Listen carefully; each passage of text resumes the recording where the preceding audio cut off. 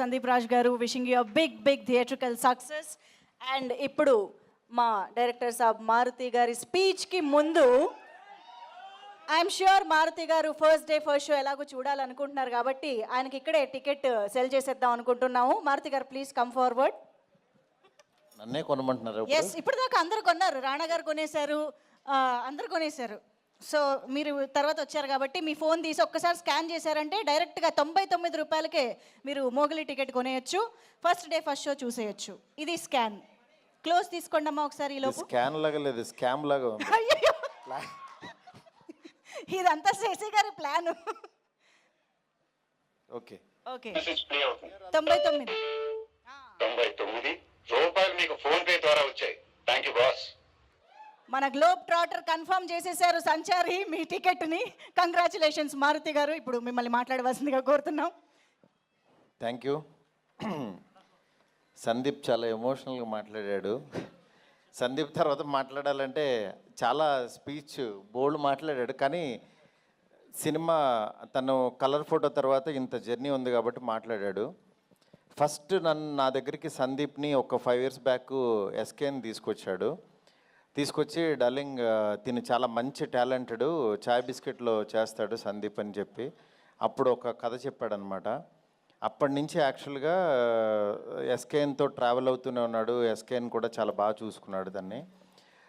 దాని తర్వాత వేరే సినిమాలు చేద్దామని అనుకున్నాం. మళ్ళీ ఈ సినిమా కథ చెప్పాడు. చెప్పిన తర్వాత అంటే ఒక కథ కోసం, ఒక క్యారెక్టర్ కోసం కథలు పుడతాయి. కానీ ఇతని కథ పుట్టింది మాత్రం రోషన్ను చూశాకో ఏదో తెలీదు. బిగినింగ్ నుంచి రోషన్తో చేయాలి, రోషన్నే నాకు కనిపిస్తున్నాడని చెప్పేవాడు. నిజంగా తను కథ ఈ రూపం తీసుకుని ఇక్కడ దాకా తీసుకొచ్చాడు. నిజంగా తన సంకల్పం చాలా గొప్పది, చాలా మంచి పాజిటివ్ పర్సను. కానీ రీసెంట్గా చిన్న వాటికి ఫస్ట్రేట్ అయిపోతున్నాడు. తమ్ముడు ఎందుకు తమ్ముడు నీకు అంత ఆవేశం? ఏదున్నా సరే సోషల్ మీడియా ఉందని అందరిలాగా నువ్వు కూడా ట్విట్టర్లో ఎందుకు ట్వీట్లు వేసేయటం?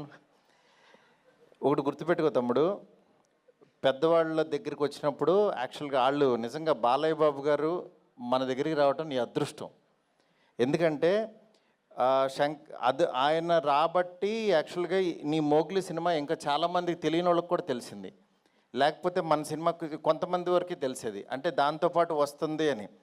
అందువల్ల ఎందుకు ఈ మాట అన్నానంటే, శంకర్ దాదా ఎంబీబీఎస్తో పాటు ఆనంద్ సినిమా వచ్చింది. శంకర్ దాదా ఎంబీబీఎస్తో పాటు వచ్చింది కాబట్టి, చిరంజీవి గారిది వచ్చింది, దాంతోపాటు వచ్చింది కాబట్టి చాలామందికి తెలిసింది. ఆ సినిమా చూశారు. ఇవాళ ఒక శేఖర్ కమలాన్ని ఒక మంచి డైరెక్టర్ని మనం ఇదయ్యాం. అలాగే నువ్వు కూడా బాలయ్య బాబు గారి బ్లెస్సింగ్స్తో నువ్వు ఎదగాలని కోరుకుంటున్నాను నేను. ఎందుకంటే ఎప్పుడు మనం నెగిటివ్ ఉండొద్దు. ఎందుకంటే ఒక పని జరిగిందంటే మేబీ ఈ డేట్ నీకు 13 రావటం మంచిదేమో, దాని గురించి మనం ఫస్ట్రేట్ అయిపోయి ట్వీట్లో వేసేసి కామెంట్స్ వేసేసి అవి వద్దు. ఎందుకంటే నువ్వు చాలా ఎదగలు తమ్ముడు. నువ్వు మాట్లాడుతుంటే వినబుద్ధి అవుతుంది. అందుకని ఈ మాట చెప్దాం అనుకున్నాను. ఎనీవే, మా పీపుల్స్ మీడియా సంస్థలో అన్ని రకాల సినిమాలు, అంటే ఒక పక్క నుంచి నాతో ఎంత పెద్ద సినిమా చేస్తున్నారో తెలుసు. అలాగే ఇలాగ మోగ్లీ ఇలాంటి మంచి సినిమాలు కూడా తీస్తున్నారు పక్క నుంచి. అంటే విశ్వ గారు బిగినింగ్ నుంచి కంటెంట్ కష్టపడే వ్యక్తిని మాత్రం ఆయన అసలు వదిలిపెట్టరు. అలాగే ఎంకరేజ్ చేస్తున్నారు. మీలో కూడా మంచి టాలెంట్ ఉంటే విశ్వ గారిని మీట్ అవ్వచ్చు. ఎందుకంటే ఆయనకు అసలు అవసరమే లేదు సినిమాలు తీయాల్సిన అవసరం. కానీ నిజంగా ఇండస్ట్రీకి ఏదో రుణపడి ఉన్నట్టే ఆయన వచ్చి ఇక్కడ ఒకటి ఆడినా ఒకటి ఆడకపోయినా సరే కంటిన్యూగా ఈ ఇండస్ట్రీని ఎంత పోషిస్తున్నారో నాకు తెలుసు లిటరల్గా. నిజంగా అలాంటి వ్యక్తిని మనం దూరం చేసుకోకూడదు. ఈ సినిమా ద్వారా ఇంకా పెద్ద సక్సెస్ ఇచ్చి పీపుల్స్ మీడియా సంస్థలో ప్రతి సంవత్సరం ఇలాంటి మోగ్లీలు ఎన్నో రావాలని చెప్పి మనస్ఫూర్తి కోరుకుంటున్నాను. సుమా గారు రాలేదు, మమ్మల్ని యాక్చువల్గా ఆవిడే పుష్ చేశారు నిన్న రమ్మని. కానీ ఇందాక రోషన్ అడిగితే చెప్తున్నారు మదర్ ఇంకో 2 సినిమాల వరకు రారన్నారని. రాకపోయినా నీ వెనకాల ఉన్న శక్తి ఆవిడే తమ్ముడు. నెక్స్ట్ ఈ సినిమాలో స్ట్రెంగ్త్, ఈ సినిమా ఎందుకు సక్సెస్ అవుతుంది అనుకునే దీంట్లో బండి సరోజ్ గారిని ఎంచుకోవటం.